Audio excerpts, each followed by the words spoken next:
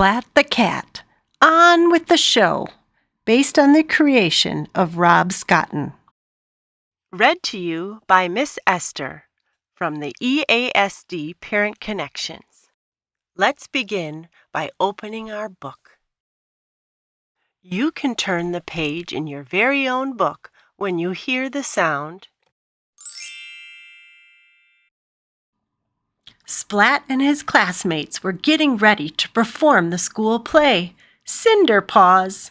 Backstage was a flurry of fur as the cats put on their costumes. Splat was so excited to be performing. He had butterflies in his tummy.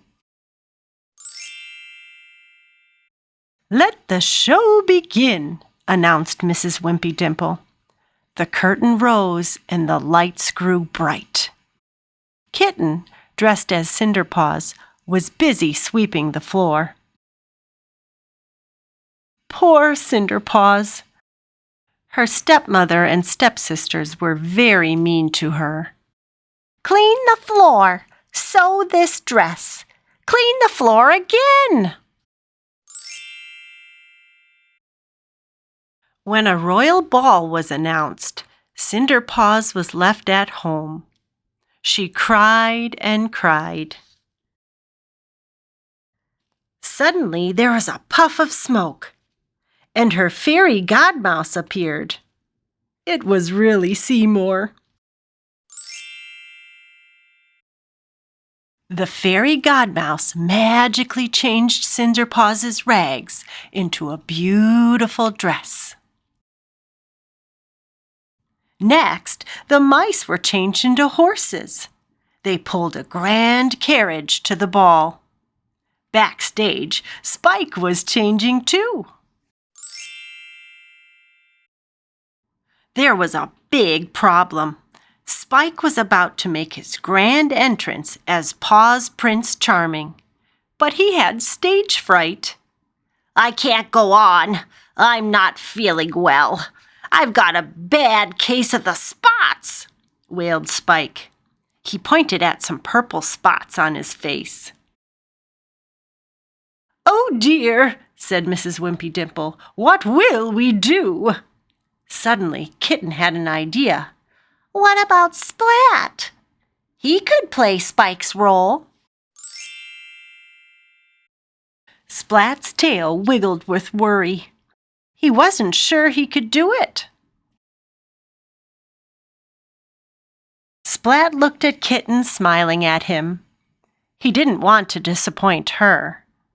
So with all his courage, Splat said yes, he'd play the part. A quick costume change, and Splat was now Paw-prince Charming. The costume wasn't exactly a perfect fit, though. The royal ball scene began. Paw-prince Charming bowed. "May I have this dance?" Cinderpaws accepted, and the music began. The pair danced and danced until, dong, dong, dong, the clock struck midnight, and Cinderpaws ran away. Splat tried to chase after her, but tripped over his oversized costume. He smashed into Plank the clock. He grabbed the curtain and ripped it down. Then everything went tumbling. Splat! The crowd gasped. What a complete mess! Splat was really worried. "Mrs. Wimpy Dimple is going to be so mad at me." The audience erupted in laughter and cheering. "Bravo!" they shouted. "Encore!" The show was a comedy hit. Mrs. Wimpy Dimple leaned in and whispered, Do you think you can do that again tomorrow night, Splat? It sure is fun playing pretend. Splat was pretending to be a knight. What do you like to pretend to be? Great job reading with me today, friends.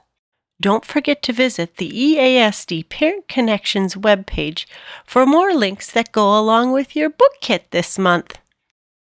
See you next time.